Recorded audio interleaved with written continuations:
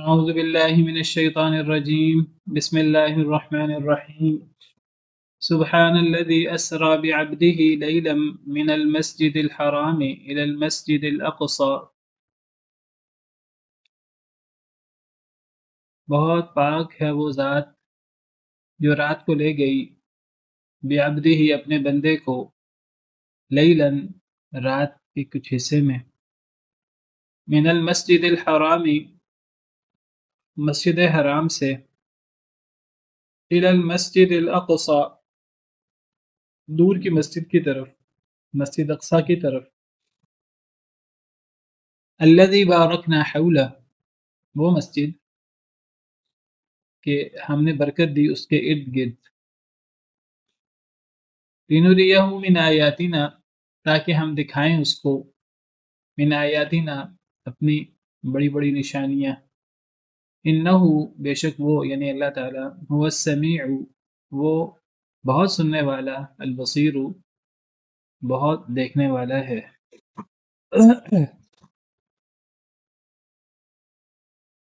یہ سورہ الاسراء جس کو سورہ بنی اسرائیل بھی کہتے ہیں اس سورت کی پہلی آیت کریمہ میں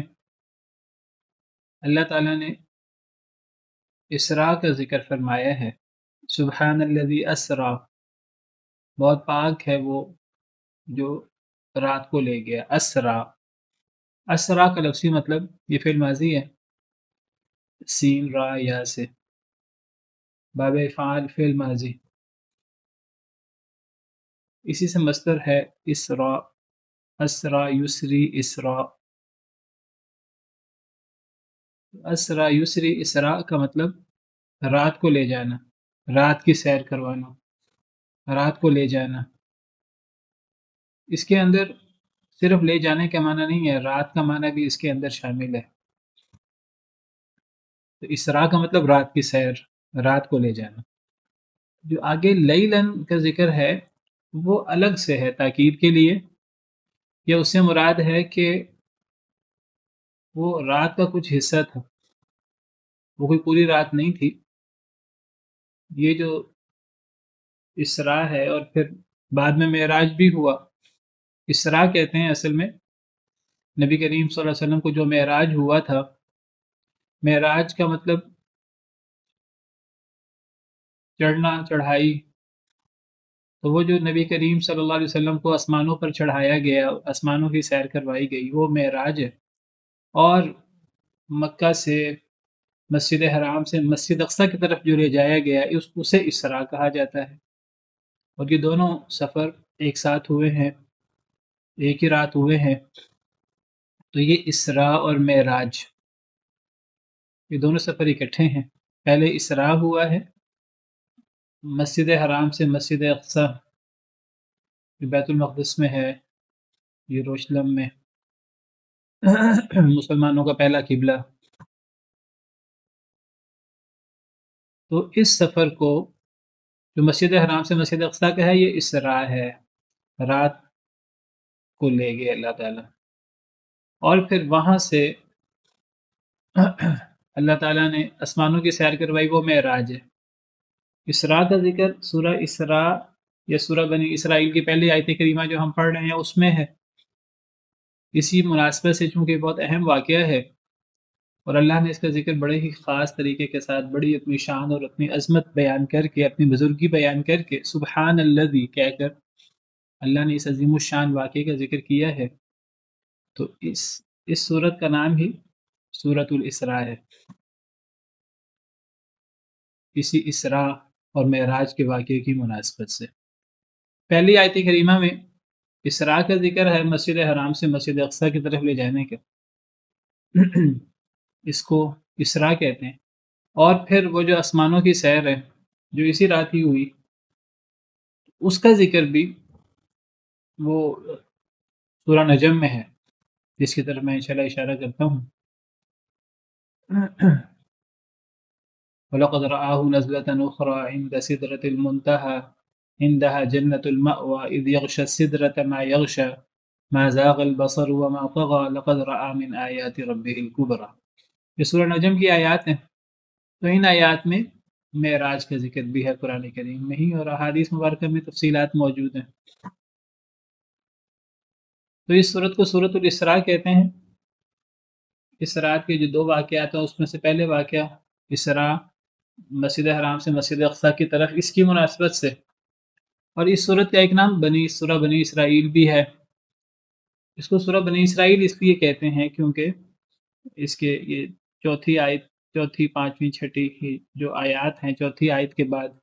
یہ 6-7 آیات بنی اسرائیل کے حوالے سے ذکر ہوئیں۔ اس میں بنی اسرائیل کا ذکر ہوا کہ کس طرح بنی اسرائیل نے 2 دفعہ زمین کے اندر بڑا فساد کیا، اور پھر کس طرح اللہ تعالیٰ نے انہیں اس فساد کی، اس اللہ کی نافرمانی کی بڑی سزا دی، اور اللہ نے فرمایا کہ اگر آگے بھی یہی کرو گے تو ہم تمہارے ساتھ یہی سزا والا معاملہ کریں گے، اگر تم آئندہ اپنی اصلاح کر لو گے تو ہم بھی پھر تمہارے ساتھ عفو درگزر کا معاملہ کریں گے، انعام کا معاملہ کریں گے۔ تو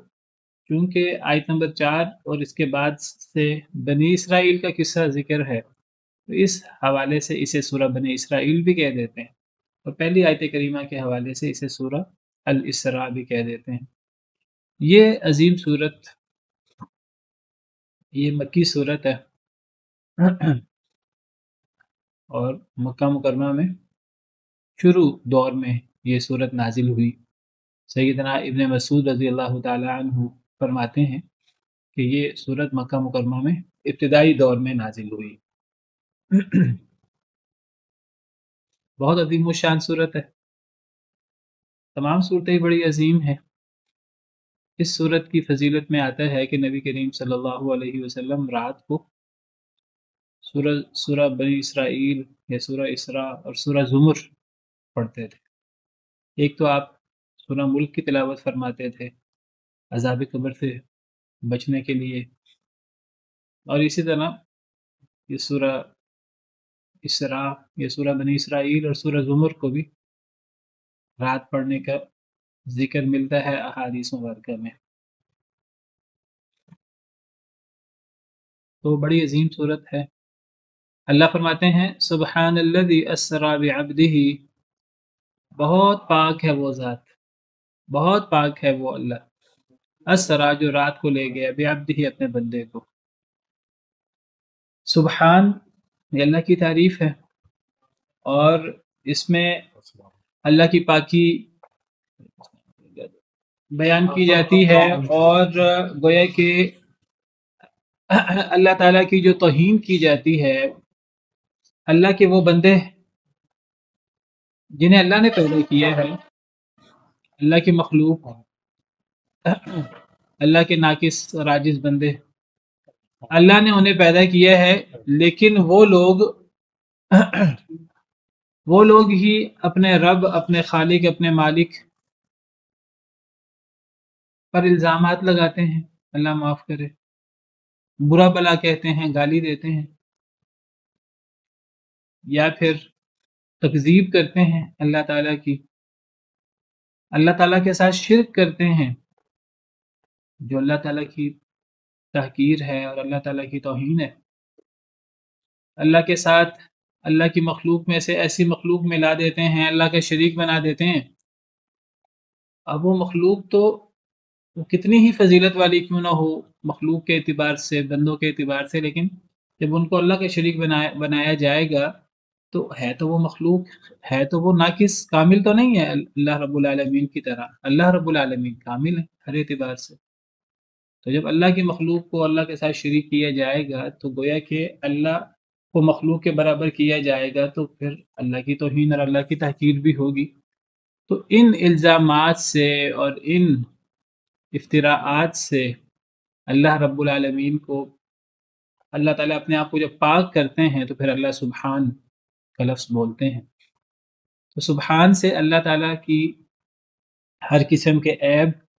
ہر قسم کے نقص اور جو مخلوق کی طرف سے تحقیر، تکذیب اور سب و شتم اللہ کے لیے، اللہ معاف کرے۔ شرک کے نام پر اللہ کی تحقیر اور توہین بھی ہوتی ہے۔ اللہ فرماتے ہیں کہ وما قدر اللہ حق قدرہ، کہ لوگوں نے، اللہ کی مخلوق نے، اللہ کے بندوں نے اللہ کی قدر نہیں کی جس طرح اللہ کی قدر کرنے کا حق ہے. اللہ رب العالمین کی توہین کرتے ہیں. احادیث مبارکہ سے پتہ لگتا ہے کہ اللہ کی مخلوق ہی وہ اللہ کو سب و شتم بھی کرتی ہے، گالی بھی نکالتی ہے. جب وہ اللہ کے لیے اولاد مقرر کرتی ہے، یہ گویا کہ اللہ کو گالی نکالنے کے مترادف ہے. اور احادیث مبارکہ سے پتہ لگتا ہے کہ جب مخلوق یہ کہتی ہے کہ اللہ تعالیٰ ہمیں مرنے کے بعد دوبارہ زندہ نہیں کر سکتے، جب ہم مٹی بن جائیں گے، جب ہم بوسیدہ ہڈیاں ہو جائیں گے، تو اس کے بعد ہمیں کون زندہ کرے گا؟ تو یہ اللہ کی تکذیب ہے. اللہ کی قدرت اور اللہ تعالیٰ کی صفات اور اللہ کی طاقتوں کی تکذیب ہے. تو اس سارے کام مخلوق اللہ رب العالمین کے ساتھ کرتی ہے. تو اللہ تعالیٰ ان تمام نقص سے اور ان تمام کمیوں سے، ان تمام الزامات سے اپنی پاکی بیان کرتے ہیں. تو اس کے لیے سبحان کا لفظ ہے. اللہ تعالیٰ ہمیں بھی حکم دیتے ہیں، مخلوق کو بھی، کہ اللہ کی تسبیح، اللہ کی پاکی، اللہ کی بزرگی بیان کی جائے. سبح اسم ربک الاعلی، کہ اے نبی صلی اللہ علیہ وسلم اپنے اس رب کے نام کی تسبیح کیجئے جو سب سے بلند ہے. فسبح باسم ربک العظیم، بس اپنے اس عظیم رب کے نام کی پاکی بیان کیجئے تو بہت سب سے عظیم ہے. تو اللہ کی پاکی بیان کرنا، اللہ کی بزرگی بیان کرنا، یہ بہت بڑا عمل ہے مخلوق کے لیے. اور اللہ بھی اپنی پاکی بیان کرتے ہیں، اپنی بزرگی اور اپنی شان بیان کرتے ہیں. تو جب اللہ تعالیٰ اپنی پاکی اور اپنی بزرگی بیان کر رہے ہیں، خاص طور پر اس آیت کریمہ کے شروع میں، تو اس آیت کریمہ کا یہ انداز بتا رہا ہے کہ یہاں اللہ تعالیٰ کی ایک عجیب شان، ایک عجیب قدرت بیان ہو رہی ہے. اور وہ کیا ہے؟ وہ اللہ رب العالمین کا نبی کریم صلی اللہ علیہ وسلم کو مسجد حرام سے مسجد اقصی کی سیر کروانا. یہاں ایک واقعے کا ذکر ہے، اور جیسے میں نے ذکر کیا کہ اسی رات معراج کا واقعہ بھی پیش آیا جس کا ذکر سورہ نجم میں ہے. تو یہ جو اسراء اور معراج کا واقعہ ہے، یہ کوئی عام واقعہ نہیں ہے، کوئی روٹین کی بات نہیں ہے. یہ روٹین سے بہت بڑا واقعہ ہے کہ اللہ کی بڑی عظیم قدرت جو اللہ نے دکھائی تھی نبی کریم صلی اللہ علیہ وسلم کو. اللہ تعالیٰ اپنے جلیل القدر انبیاء کو اپنی بڑی بڑی قدرتیں، اپنی بڑی بڑی بادشاہتیں آسمان و زمین میں اللہ دکھاتے ہیں. سیدنا ابراہیم علیہ السلام کو بھی اللہ نے زمین و آسمان کی بڑی بڑی ملکوت دکھائیں. سورہ نام میں ہے وَكَذَلِكَ نُرِي إِبْرَاهِيمَ مَلَكُوتَ السَّمَاوَاتِ وَالْأَرْضِ وَلِيَكُونَ مِنَ الْمُوقِنِينَ. اسی طرح ہم نے دکھائیں ابراہیم علیہ السلام کو آسمان و زمین کی ملکوت، یعنی بڑی بڑی اللہ کی قدرتیں. وَلِيَكُونَ مِنَ الْمُوقِنِينَ، تاکہ وہ یقین کرنے والے ہو جائیں، ان کا ایمان اور یقین مزید بڑھ جائے. تو اسی طرح اللہ تعالیٰ نے نبی کریم صلی اللہ علیہ وسلم کو بھی سیر کروائی آسمانوں کی. پہلے مسجد اقصی کی، پھر جس کو اسراء کہتے ہیں، پھر آگے آسمانوں کا معراج کروایا، اس کی سیر کروائی، تاکہ آپ کا ایمان اور یقین بڑھ جائے اللہ رب العالمین پر. تو یہ واقعہ اتنا بڑا ہے اور اتنی شان والا ہے اور اللہ کی اتنی بڑی قدرت ہے کہ اللہ تعالیٰ آیت کریمہ کی ایک عجیب انداز سے ابتدا فرما رہے ہیں. سبحان الذی اسری، بہت پاک ہے وہ ذات جو رات کو لے گئی، بعبدہ اپنے بندے کو، لیلاً رات کے کسی حصے میں، مسجد حرام سے مسجد اقصی کی طرف. اس سے پتہ لگتا ہے کہ یہ بہت بڑا واقعہ ہے. اس سے ان لوگوں کا رد ہو جاتا ہے. بعض لوگ، سب سے پہلے تو کفار، انہوں نے اعتراض کیا، انہوں نے انکار کیا. انہوں نے کہا یہ کیسے ہو سکتا ہے کہ وہ سفر جو اس دور میں 40 راتوں میں نہیں ہو پاتا تھا، تو وہ سفر راتوں رات وہ سفر بھی ہو جائے مکہ سے بیت المقدس کا، مسجد حرام سے مسجد اقصی کا، دور کی مسجد کا. اور پھر نبی صلی اللہ علیہ وسلم نے تو یہ تو نہیں فرمایا، اللہ تعالیٰ نے یہ تو نہیں فرمایا کہ یہ سفر صرف مسجد حرام سے مسجد اقصی کا تھا، پھر بعد میں معراج بھی ہوا ہے، آسمانوں کی سیر بھی ہوئی ہے اس سے آگے بڑھ کر، تو کفار نے اس کو ماننے سے انکار کر دیا، شکوک و شبہات کا اظہار کیا۔ وہ پہلے ہی شکوک و شبہات کا اظہار کرتے تھے جن کا انکار نہیں کر سکتے تھے ان کا بھی انکار کرتے تھے۔ اب یہاں تو انہوں نے کہا کہ یہ ممکن کیسے ہے، یہ تو ممکن ہی نہیں ہے۔ تو اللہ تعالیٰ نے اپنی عظیم شان بیان کر کے اللہ نے فرمایا کہ جب تم کہتے ہو یہ ممکن نہیں ہے تو یہ اللہ کی توہین ہے یہ بالکل ممکن ہے، اللہ کے لیے کوئی چیز مشکل نہیں ہے۔ اللہ راتوں رات اپنے بندے کو وہ مسجد حرام سے مسجد اقصی لے جائے، آسمانوں کی سیر کروا دے اور راتوں رات اللہ تعالیٰ واپس پہ لے آئے، تو اللہ کی قدرت کے سامنے تو یہ چیز محال نہیں ہے۔ ان اللہ علی کل شیء قدیر، اللہ ہر چیز پہ قدرت رکھتے ہیں۔ فعال لما یرید، اللہ جو چاہتے ہیں اللہ وہ پوری طرح کرنے پر قدرت رکھتے ہیں۔ انما امرہ اذا اراد شیئا ان یقول له کن فیکون، اللہ کا کام تو یہ ہے کہ جب اللہ نے کوئی کام کرنا ہوتا ہے اللہ کن کہہ دیتے ہیں، کن کہنے سے وہ کام ہو جاتا ہے۔ تو یہ اللہ کے لیے کوئی مشکل نہیں ہے۔ تو اللہ تعالیٰ اپنی شان بیان کر کے یہ بات فرماتے ہیں۔ یہ کہنا کہ یہ کیسے ممکن ہے اور یہ اللہ اس کو کیسے کر سکتے ہیں، یہ بھی اللہ کی توہین ہے۔ تو اللہ تعالیٰ اپنی پاکی بیان کرتے ہیں اس قسم کے انکار سے، اس قسم کے کفر سے، اور اللہ کہتے ہیں کہ اللہ اس عجز سے پاک ہے، اللہ سب کچھ کر سکتے ہیں، اللہ کے لیے کوئی مشکل نہیں ہے۔ تو اس سے پتہ لگتا ہے کہ یہ بڑا ایک عظیم الشان واقعہ بیان ہو رہا ہے۔ تو یہ تو کفار کا رد ہوتا ہے۔ نمبر دو کہ آج کچھ ایسے مسلمان بھی ہیں جو اپنے آپ کو بڑا جی ہم تو ہر بات کو عقل پر پرکھتے ہیں، اور کچھ لوگ بھی ہیں وہ کہتے ہیں کہ یہ واقعہ یہ جسمانی طور پر نہیں ہوا، وہ کہتے ہیں یہ واقعہ خواب میں ہوا ہے۔ جاوید احمد غامدی اور ان جیسے لوگ جب کفار اعتراض کرتے ہیں کہ جی ایسا کیسے ہو سکتا ہے راتوں رات، تو بجائے اس کے کہ وہ ان کا جواب دیں عقلی اور نقلی دلائل کے ساتھ، جب وہ ان کا جواب نہیں دے پاتے اپنی لا علمی کے باعث، تو وہ پھر اس قسم کی قدرتوں کا، اس قسم کے معجزوں کا بھی انکار کر دیتے ہیں۔ سر سید احمد خان نے اپنے تئیں انہوں نے سوچا کہ میں کفار کا جواب دوں، کفار کے اعتراضات کا، تو کفار کے اعتراضات کا جب وہ جواب دینے لگے، کفار کے بڑے اعتراضات تھے، کئی معجزات پر ان کا اعتراض تھا، تو بجائے اس کے کہ وہ علمی طور پر، منطقی طور پر، عقلی طور پر ان کا جواب دیتے، جس بات کا نہیں پتہ تھا علماء سے رابطہ کرتے، اسلامی لٹریچر کا مطالعہ کرتے، یہ تو وہ کر نہیں سکے۔ انہوں نے کیا کیا، انہوں نے معجزات کا انکار کرنا شروع کر دیا۔ اسی طرح ہمارے بعض متجددین جب وہ جواب نہیں دے سکتے تو پھر وہ کیا کرتے ہیں کہ وہ اس قسم کے معجزات کا انکار کر دیتے ہیں۔ وہ کہتے ہیں کہ جی یہ واقعہ تو خواب میں ہوا ہے۔ بھئی اگر یہ واقعہ خواب میں ہوا ہے تو سبحان الذی اسری بعبدہ، اس کو ایک خاص انداز سے بیان کرنے کی ضرورت کیا ہے؟ ایسے خواب تو صرف ایک نبی اور جلیل القدر نبی نہیں، یہ ایسے خواب تو پھر عام لوگ بھی دیکھ لیتے ہیں۔ لوگ بھی خواب دیکھ لیتے ہیں کہ وہ راتوں رات دوسرے ملک کی، دوسرے شہر کی سیر کر آتے ہیں۔ کئی لوگ خواب میں بڑی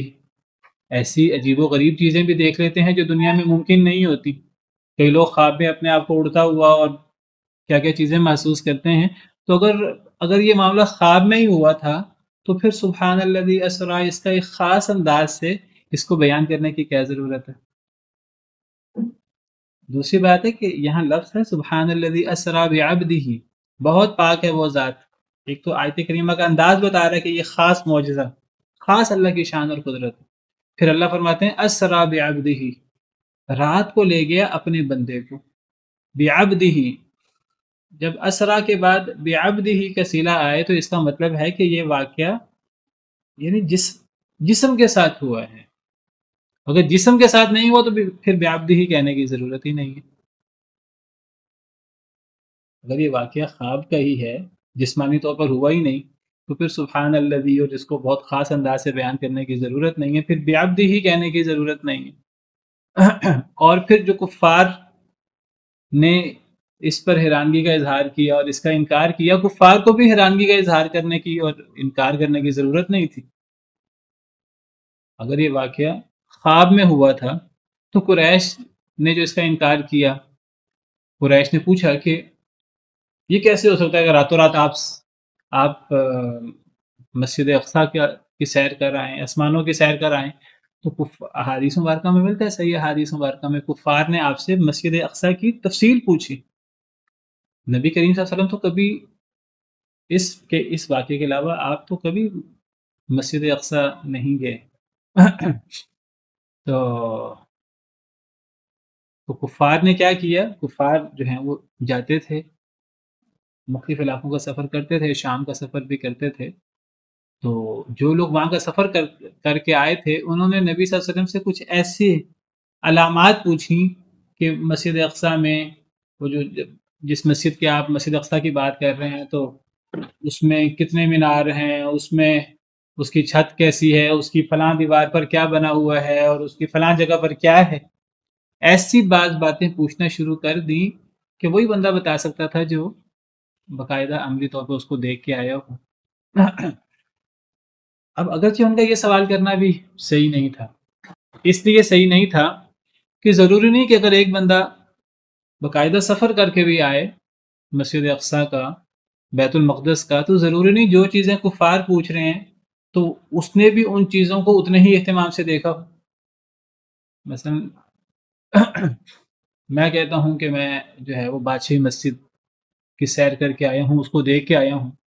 تو دوسرا بندہ مجھ پہ اعتراض کرنا شروع کر دے اور مجھ سے جو ہے کچھ ایسے سوالات کرنا شروع کر دے، کچھ ایسی خاص چیزیں کہ میں وہاں کی سیر کر کے بھی آیا ہوں، ممکن ہے کہ میں نے ان چیزوں پر توجہ نہ کی ہو. اللہ تعالیٰ نے کیا کیا؟ جب کفار نے اس قسم کا انکار کیا، اس قسم کے اعتراضات کیے، تو حدیث میں آتا ہے کہ اللہ تعالیٰ نے نبی کریم صلی اللہ علیہ وسلم کے سامنے مسجد اقصیٰ کو ایسے کر دیا جیسے وہ آپ کی نظروں کے سامنے. اب جو کفار پوچھ رہے ہیں آپ سے کہ مسجد اقصیٰ کی فلاں چیز کیسے، فلاں چیز کیسے، آپ وہ باقاعدہ اللہ نے آپ کے سامنے وہ عیاں کر دی، آپ باقاعدہ وہ دیکھ کر آپ بتا دیتے کہ وہ چیز ایسے ہے، وہ چیز ایسے ہے، وہ چیز ایسے ہے. تو کفار کا اعتراض ختم ہو گیا. لیکن جس نے اصل میں ہدایت اللہ کی طرف سے ہوتی ہے. اصل میں جو لوگ انکار کرتے ہیں تو انکار کی وجہ صرف یہ نہیں ہوتی کہ واقعی انہیں سمجھ نہیں آئی ہوتی. بہت دفعہ انکار کی وجہ تو ضد ہوتی ہے، اناد ہوتا ہے. تو اگر یہ واقعہ سارا خواب کا تھا تو کفار کو اعتراض کرنے کی، انکار کرنے کی ضرورت ہی نہیں تھی، اتنا بڑا مسئلہ پیدا ہی نہ ہوتا. تو بہرحال یہ واقعہ جسم اور روح سمیت ہوا ہے، یہ واقعہ جسمانی طور پر ہوا ہے، یہ کوئی خواب کا واقعہ نہیں ہے، صرف خواب کا. ہاں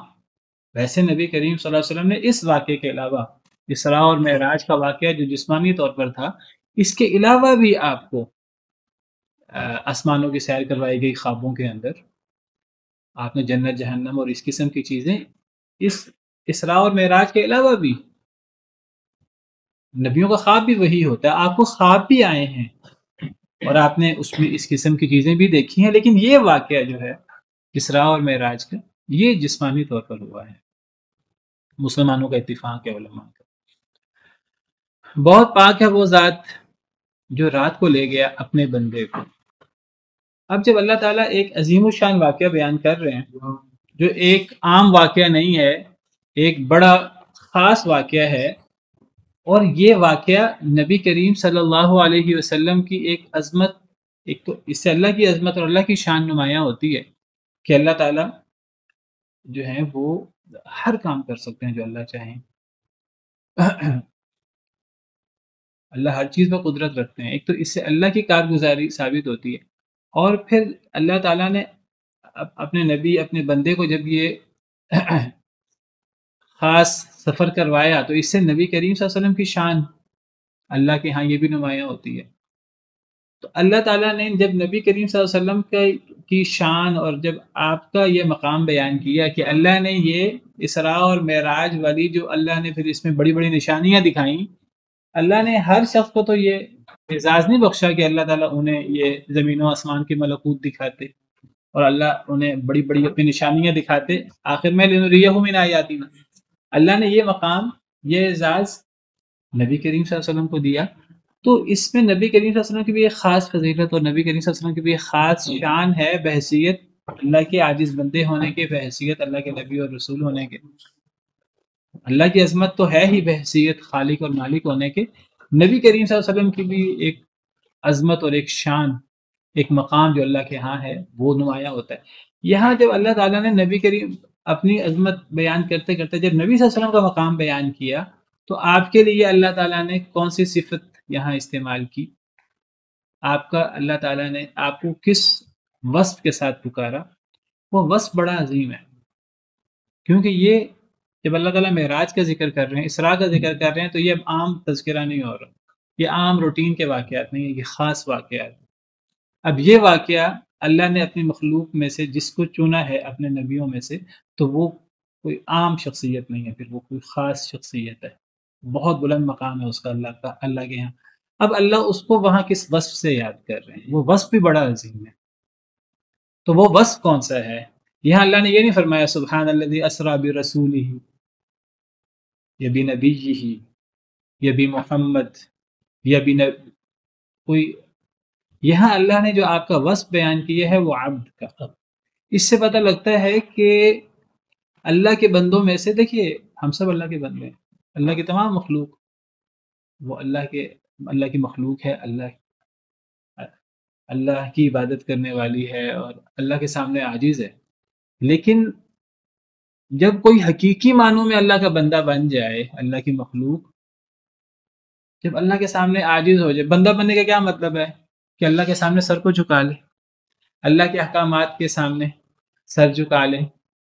کہ اے اللہ میرا سر جھکا ہے، آپ کو جو حکم ہوگا میں عمل کروں گا، اور پھر وہ اللہ کی بندگی کرنے کے لیے وہ اللہ کے تمام احکامات پر عمل کرے، جس سے اللہ نے منع کیا اسے رک جائے، جہاں اللہ نے کہا کھڑا ہو جاؤ کھڑا ہو جائے، جہاں اللہ نے کہا بیٹھ جاؤ بیٹھ جائے، جہاں اللہ نے کہا کہ لیٹ جاؤ لیٹ جائے، اللہ کے احکامات پر وہ اس طرح کر کے سرنڈر کر لے، تو یہ جو کامل عبودیت ہے تو یہ اللہ کو بڑی پسند ہے، یہ ایک بڑا بلند مقام ہے۔ قرآن کریم کا مطالعہ کریں تو قرآن کریم کا مطالعہ سے پتہ لگتا ہے کہ اللہ تعالیٰ نے نبی کریم صلی اللہ علیہ وسلم کے لیے قرآن کریم میں کئی ایسے واقعات بیان فرمائے ہیں۔ اللہ کی شان تو نمایاں ہوتی ہی ہوتی ہے بطور خالق مالک رازق کے، نبی کریم صلی اللہ علیہ وسلم کا بھی اس میں ایک مقام بیان ہوتا ہے بطور اللہ کے نبی، اللہ کے رسول ہونے کے۔ جب وہاں اللہ تعالیٰ خاص مقام پر نبی صلی اللہ علیہ وسلم کا تذکرہ کرتے ہیں تو وہاں نبی کریم صلی اللہ علیہ وسلم کا تذکرہ عبدیت کی صفت کے ساتھ کرتے ہیں، جس سے پتہ لگتا ہے کہ اللہ نے تو ہمیں بندہ بنایا ہے، لیکن ہم آگے اللہ کے بندے بنتے ہیں کہ نہیں بنتے، ہم بندگی کا مظاہرہ کرتے ہیں کہ نہیں کرتے۔ تو جب کوئی اللہ کی کمال بندگی کا مظاہرہ کرتا ہے تو وہ اللہ کی نظروں میں خاص ہو جاتا ہے،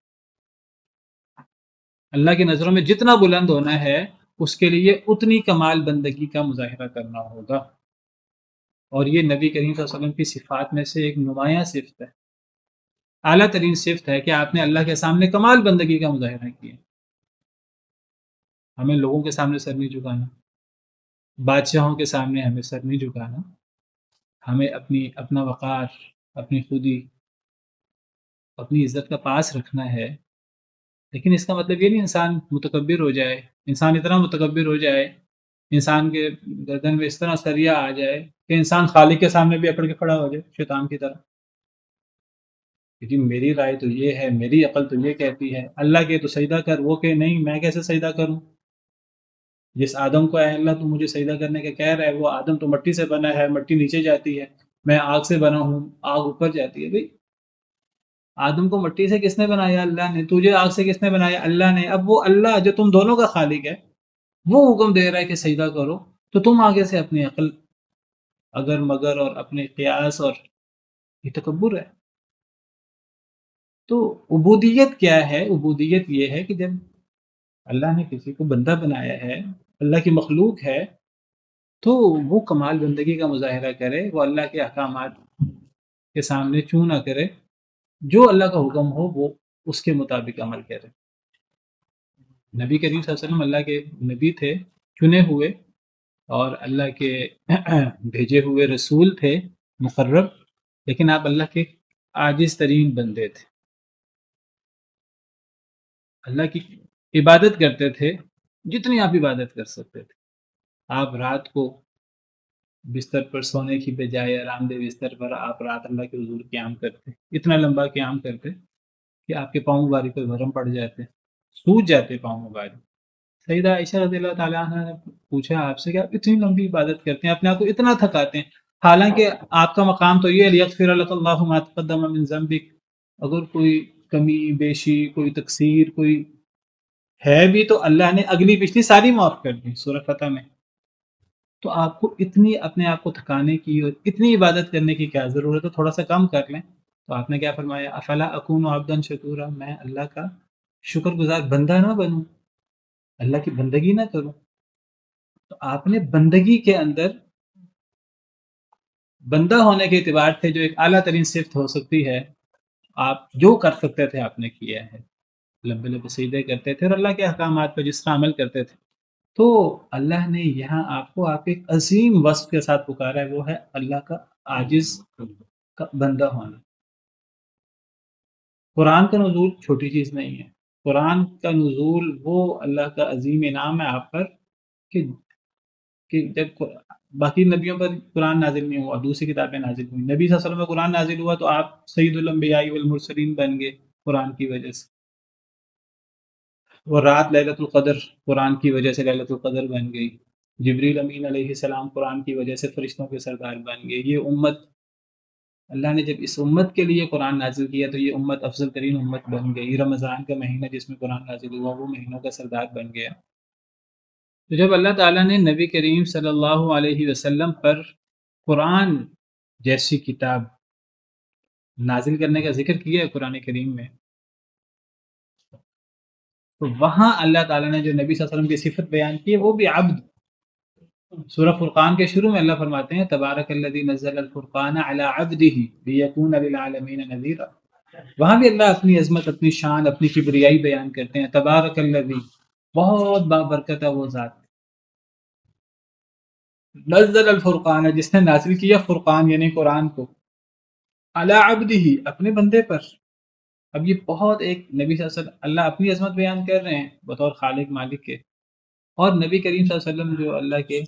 جلیل القدر پیغمبر ہیں، اللہ آپ کی شان بیان کر رہے ہیں کہ آپ تو اللہ کے وہ نبی ہیں جن پر اللہ نے قرآن فرقان جیسی کتاب نازل کی ہے۔ تو وہاں اللہ نبی صلی اللہ علیہ وسلم کی جو صفت بیان کر، جو عظیم وصف بیان کرتے ہیں وہ بھی عبودیت ہے۔ اور قرآن کریم میں ایسے کئی مقامات ہیں جب اللہ تعالیٰ چیلنج کرتے ہیں قرآن جیسی ایک کتاب لے لو،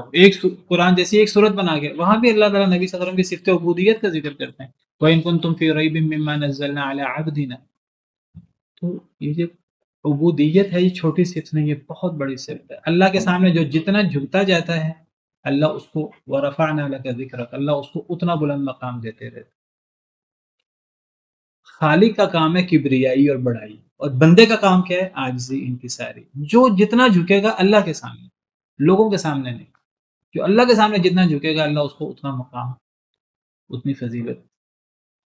اتنی شان عطا کریں گے۔ بہت پاک ہے وہ ذات جو رات کو لے گیا اپنے بندے کو لیلن، میں نے کہا کہ اسرا کے اندر رات کو لے جانے کا معنی شامل ہے، رات کا بھی معنی ہے اور لے جانے کا معنی بھی شامل ہے۔ دوبارہ لیلن کہنے کا مقصد کیا ہے، یعنی رات کا ایک حصہ، یعنی یہ جو عام روٹین کے مطابق وہ 40 دنوں کا سفر تھا ایک طرف کا، وہ صرف مسجد حرام سے مسجد اقصیٰ کا، پھر آسمانوں کی سیر، وہ تو اس دور میں یعنی اس میں کتنے سالوں، اور آج بھی جو ہے تیز ترین وسائل کے باوجود آسمانوں کا سفر اور یہ چیزیں تو ممکن نہیں ہیں، سینکڑوں سالوں میں، ہزاروں سالوں میں بھی ممکن نہیں ہے۔ تو اللہ تعالیٰ فرماتے ہیں اس اسراء اور معراج میں کوئی پوری رات بھی نہیں لگی، یا رات کا کچھ حصہ، بہت تھوڑا سا حصہ رات کا۔ بہت پاک ہے وہ ذات جو رات کو لے گیا اپنے بندے کو رات کے ایک حصے میں، من المسجد الحرام، مسجد حرام سے، الی المسجد الاقصی، مسجد اقصی کی طرف۔ مسجد حرام سے مراد یا تو مسجد حرام خود، یعنی وہ مسجد جو خانہ کعبہ کے گرد ہے، خانہ کعبہ تو وہ اللہ کا گھر ہے جس کی طرف رخ کر کے ہم نماز پڑھتے ہیں، اور سب سے پہلے جو مسجد بنائی گئی وہ خانہ کعبہ ہی تھی، ان اول بیت وضع للناس للذی ببکہ، تو مسجد حرام سے مراد یا تو وہ خانہ کعبہ اور اس کے ارد گرد کی مسجد بذات خود مراد ہے، یا مسجد حرام سے مراد مکہ ہے۔ مسجد حرام بول کے مکہ بھی مراد لیا جاتا ہے۔ ویسے بھی بات احادیث میں اصراحت موجود ہے کہ نبی صلی اللہ علیہ وسلم کو جب یہ اسراء کروایا گیا تو اس میں باقاعدہ مسجد حرام کا ذکر موجود ہے۔ مسجد حرام سے آپ کو اسراء کروایا گیا، تو مسجد حرام سے وہ مسجد جو خانہ کعبہ کے گرد ہے، الی المسجد الاقصی، مسجد اقصی کی طرف۔ مسجد اقصی کا لفظی مطلب ہے دور کی مسجد، اس کو مسجد اقصی کہتے ہیں، یا بیت المقدس اس علاقے کا نام ہے، یروشلم کا جو علاقہ ہے۔ اس مسجد اقصی، اس علاقے کی طرف، الذی بارکنا حولہ، کہ جس کے ارد گرد ہم نے بڑی برکت دے رکھی ہے۔ یعنی جس طرح مسجد حرام والا علاقہ، مکہ والا علاقہ ایک افضل علاقہ ہے،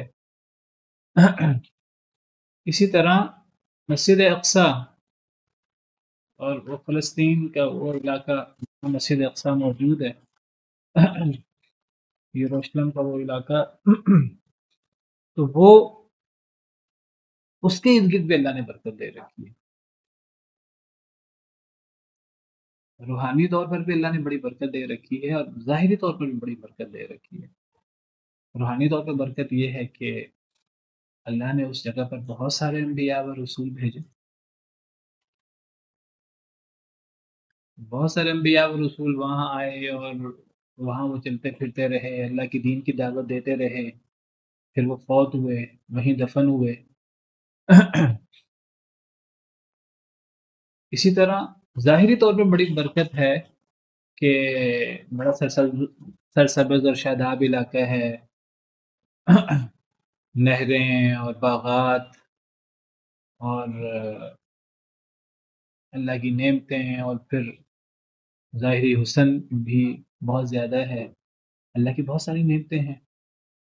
ظاہری طور پر بھی برکت ہے اور روحانی طور پر بھی ایک بابرکت جگہ ہے۔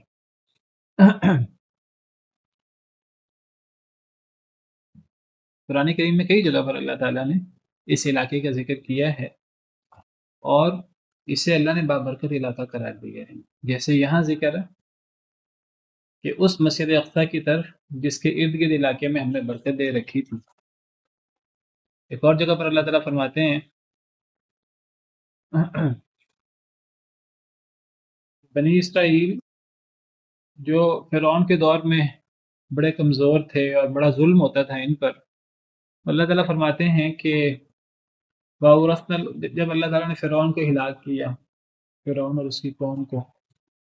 تو اللہ فرماتے ہیں وَأَوْرَثْنَا الْقَوْمَ الَّذِينَ كَانُوا يُسْتَضْعَفُونَ مَشَارِقَ الْأَرْضِ وَمَغَارِبَهَا الَّتِي بَارَكْنَا فِيهَا، ہم نے وارث بنا دیا اس قوم کو جسے زمین میں کمزور خیال کیا جاتا تھا، بڑا ظلم زیادتی کی جاتی تھی، یعنی بنی اسرائیل، فرعون کے دور کی بات ہو رہی ہے۔ تو ہم نے پھر اس قوم کو جیسا کمزور خیال کیا جاتا تھا، ہم نے اسے وارث بنا دیا زمین کی مشرقوں کا اور اس زمین کی مغربوں کا جس زمین میں ہم نے برکت دے رکھی۔ اس زمین کی مشرق اور مغرب ایک انداز ہے بات کرنے کا، اس زمین کی مشرق اور مغرب کا جس زمین میں ہم نے برکت دے رکھی تھی، اس زمین سے مراد بھی یہ شام کا علاقہ مراد ہے۔ یہاں بھی اللہ نے اس زمین کو بابرکت زمین قرار دیا۔ اسی طرح اللہ تعالیٰ سیدنا ابراہیم علیہ السلام کا ذکر کرتے ہوئے، سیدنا لوط علیہ السلام کا ذکر کرتے ہوئے اللہ فرماتے ہیں سورہ انبیاء میں، جب حضرت ابراہیم علیہ السلام کو ان کی قوم نے آگ میں ڈالنا چاہا، جب انہوں نے بتوں کو توڑا، اور جب حضرت ابراہیم کو قوم نے آگ میں ڈالنا چاہا تو اللہ نے اس آگ کو اس قوم کے لیے اللہ نے آگ کو حضرت ابراہیم کے لیے سلامتی والی آگ بنا دیا، ٹھنڈی بنا دیا اور سلامتی والی بنا دیا۔ بہرحال بعد میں حضرت ابراہیم علیہ السلام پھر وہاں سے ہجرت کر گئے۔ اللہ تعالیٰ فرماتے ہیں وَنَجَّيْنَاهُ وَلُوطًا إِلَى الْأَرْضِ الَّتِي بَارَكْنَا فِيهَا لِلْعَالَمِينَ، ہم نے حضرت ابراہیم علیہ السلام کو اور لوط علیہ السلام جو حضرت ابراہیم علیہ السلام کے بھتیجے تھے، ہم نے انہیں نجات دی ان کی قوم سے، ظالم لوگوں سے، نمرود وغیرہ، ان سے اس زمین کی طرف جس زمین میں ہم نے برکت دے رکھی تھی، للعالمین جہان والوں کے لیے۔ کیا مطلب؟ یعنی حضرت ابراہیم کو، حضرت لوط کو اللہ نے حکم دیا کہ وہ شام کی طرف ہجرت کر جائیں، تو انہوں نے شام کی طرف ہجرت کی، تو اللہ فرماتے ہیں ہم نے نجات دے دی حضرت ابراہیم کو بھی، حضرت لوط کو بھی، جو حضرت ابراہیم کے بھتیجے تھے، نبی بنے۔ تو اللہ فرماتے ہیں ہم نے انہیں اس سرزمین کی طرف نجات دی جس سرزمین میں ہم نے برکت دے رکھی۔ احادیث مبارکہ میں آتا ہے نبی کریم صلی اللہ علیہ وسلم نے دعا کی کہ اے اللہ تعالیٰ ہمارے شام میں برکت دے، یمن میں برکت دے۔ تو شام کا علاقہ یہ ایک بڑا بابرکت علاقہ ہے، روحانی طور پر بھی، ظاہری طور پر بھی، جس طرح مکہ مکرمہ، مدینہ منورہ کا علاقہ بابرکت علاقہ ہے، اسی طرح شام کا علاقہ ایک بابرکت علاقہ ہے۔ تو اللہ فرماتے ہیں کہ مسجد حرام سے مسجد اقصیٰ کی طرف جس کے ارد گرد ہم نے برکت دے رکھی تھی، لِنُرِيَهُ مِنْ آیاتنا، تاکہ ہم دکھائیں اس کو، یعنی نبی کریم صلی اللہ علیہ وسلم کو، من آیاتنا، اپنی نشانیاں۔ اللہ فرماتے ہیں ہم نے یہ جو اسراء کروائی، اور میں نے ذکر کیا یہ صرف اسراء نہیں ہے، یہ صرف مسجد حرام سے مسجد اقصیٰ کا سفر نہیں ہے، یہ سفر بھی بڑا ایک عظیم الشان سفر ہے اور اللہ کی عظیم قدرت ہے۔ اس سے مزید جو اگلا مرحلہ ہے وہ جو آسمانوں کی سیر کا، وہ بھی تو اس اسراء میں بھی اور اس معراج میں بھی اللہ نے نبی کریم صلی اللہ علیہ وسلم کو یہ سیر کروائی بیت الحرام، مسجد حرام سے مسجد اقصیٰ کی طرف، اور پھر وہاں سے آگے آسمانوں کی، جس کا ذکر سورہ نجم میں تفصیل کے ساتھ موجود ہے۔ اس میں اللہ نے نبی کریم صلی اللہ علیہ وسلم کو بڑی بڑی نشانیاں دکھائیں۔ ایک تو بڑی تیزی کے ساتھ اللہ تعالیٰ نے یہ سفر کروایا براق پر، مسجد اقصیٰ میں آپ نے نبیوں کی امامت کروائی۔ اب وہ کیسے اللہ نے، وہ کیسے نبی زندہ ہو گئے، اور کیسے اللہ نے آپ کو سب کا عملی طور پر امام بنایا، امام الانبیاء، سید الانبیاء والمرسلین آپ کو کہا جاتا ہے، آپ نے سب نبیوں کی امامت کروائی۔ پھر اللہ نے آسمانوں کی سیر کروائی، اس آسمانوں میں آپ کو مختلف آسمانوں میں مختلف نبی، مختلف رسول ملے، سیدنا آدم علیہ السلام سے آپ کی ملاقات ہوئی، سیدنا ابراہیم علیہ السلام سے آپ کی ملاقات ہوئی، سیدنا موسیٰ، سیدنا عیسیٰ، سیدنا ادریس، دیگر نبیوں کے ساتھ آپ کی ملاقات ہوئی۔ پھر اللہ تعالیٰ نے آپ کو سدرۃ المنتہا اور بڑی بڑی نشانیاں دکھائیں۔ آپ نے سدرۃ المنتہا، وہ ساتویں آسمان کے نیچے ایک جگہ ہے، بیری کا درخت ہے، بڑا عظیم الشان قسم کا درخت ہے، چھٹے آسمان اور ساتویں آسمان میں وہ ایک انتہا ہے، وہاں اس سے آگے نہیں جایا جا سکتا، تو ایک بیری ہے جس پہ انتہا ہو جاتی ہے عام مخلوق کے جانے کی۔ تو سدرۃ المنتہا آپ نے دیکھی، اذ یغشی السدرۃ ما یغشی، جب بیری کو ڈھانپا، جس نے بھی ڈھانپا، ما زاغ البصر وما طغى، نہ ٹیڑھی ہوئی نظر نہ بہکی،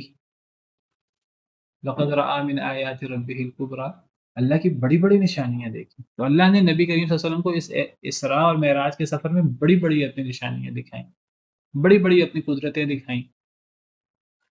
آپ نے جبریل امین علیہ السلام کو بھی ان کی اصل شکل میں دیکھا، اصل فرشتے والی شکل میں۔ آپ نے سیدنا جبریل امین علیہ السلام کو 2 دفعہ ان کی اصل فرشتے والی شکل میں دیکھا، ایک دفعہ شروع وحی کے دور میں، اجیاد میں، جب سورہ مدثر کی وحی آپ پہ نازل ہوئی تھی، آپ نے سیدنا جبریل امین علیہ السلام کو آسمان و زمین کے درمیان ایک کرسی پر بیٹھے دیکھا۔ حضرت جبریل امین علیہ السلام کے 600 پر تھے، انہوں نے آسمان کے کنارے کو گھیرا ہوا تھا، بہت بڑی ان کی خلقت تھی، جسامت تھی۔ اور ایک دفعہ آپ نے حضرت جبریل امین علیہ السلام کو معراج کے موقع پر دیکھا۔ وَلَقَدْ رَآهُ نَزْلَةً أُخْرَىٰ، سورہ نجم میں اللہ فرماتے ہیں نبی صلی اللہ علیہ وسلم نے انہیں دیکھا، یعنی حضرت جبریل کو، نزلۃ اخریٰ، ایک دوسری مرتبہ بھی۔ ایک دفعہ تو میں نے ذکر کیا کہ شروع دور میں اجیاد میں جو دوسری وحی تھی، یا جب آپ صلی اللہ علیہ وسلم پر سورہ مدثر نازل ہوئی شروع دور میں، ایک دفعہ تو آپ نے تب دیکھا جس کا ذکر سورہ تکویر میں ہے، وَلَقَدْ رَآهُ بِالْأُفُقِ الْمُبِينِ، نبی صلی اللہ علیہ وسلم نے انہیں آسمان کے واضح کنارے پر دیکھا۔ تو سورہ نجم میں اللہ فرماتے ہیں وَلَقَدْ رَآهُ نَزْلَةً أُخْرَىٰ، نبی صلی اللہ علیہ وسلم نے انہیں ایک دوسری مرتبہ بھی دیکھا۔ کہاں دیکھا؟ وَلَقَدْ رَآهُ نَزْلَةً أُخْرَىٰ عند سدرۃ المنتہا، سدرۃ المنتہا کے پاس، عندہا جنت المأوا، جس کے پاس جنت المأوا ہے۔ اذ یغشی السدرۃ ما یغشی، جب بیری کو ڈھانپ لیا جس نے بھی ڈھانپا، ما زاغ البصر وما طغی، نہ ٹیڑھی ہوئی نظر، نہ اس نے طغیانی کی، نہ وہ حد سے آگے بڑھی۔ لقد رأى من آیات ربہ الکبریٰ، اس نظر میں اللہ کی بڑی بڑی نشانیاں دیکھی۔ اللہ فرماتے ہیں لِنُرِيَهُ مِنْ آیاتنا، یہ اللہ نے جو اسراء اور معراج کا سفر، عظیم الشان سفر کروایا نبی صلی اللہ علیہ وسلم کو، یہ کیوں کروایا؟ تاکہ اللہ تعالیٰ نبی صلی اللہ علیہ وسلم کو بڑی بڑی نشانیاں دکھائیں۔ تو یہ بڑی بڑی نشانیاں تھیں اللہ کی، لِنُرِيَهُ مِنْ آیاتنا، تاکہ ہم دکھائیں انہیں اپنی بڑی بڑی نشانیاں۔ بعض کہتے ہیں کہ سورہ نجم میں ہے لقد رأى من آیات ربہ الکبریٰ، نبی صلی اللہ علیہ وسلم نے اللہ کی، اپنے رب کی بڑی بڑی نشانیاں دیکھی۔ بعض کہتے ہیں اللہ کو ہی دیکھا، نہیں، نہ قرآن کریم میں اس کی صراحت ہے، نہ احادیث مبارکہ میں اس کی صراحت ہے۔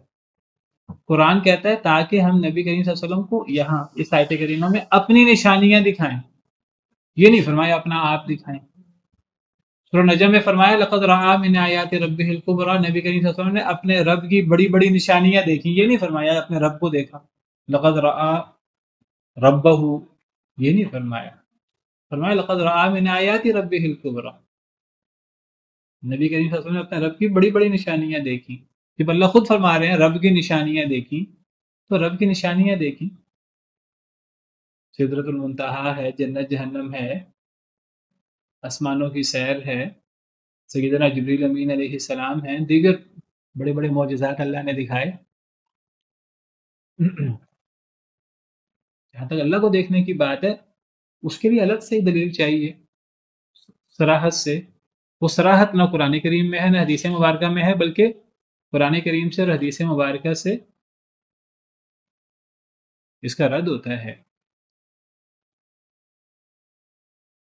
جنت میں جنتی اللہ کو دیکھیں گے، صحیح حدیث مبارکہ سے پتہ لگتا ہے، ایسے دیکھیں گے جیسے ہم لوگ سورج کو دیکھتے ہیں، چاند کو دیکھتے ہیں، بادل نہ ہو تو، صحیح حدیث مبارکہ میں موجود۔ اور اللہ تعالیٰ قرآن میں فرماتے ہیں وجوہ یومئذ ناظرہ الی ربہا ناظرہ، کچھ چہرے اس دن تر و تازہ ہوں گے، اپنے رب کو دیکھ رہے ہوں گے۔ تو جنت میں تو مومن اللہ کو دیکھیں گے، اور کافر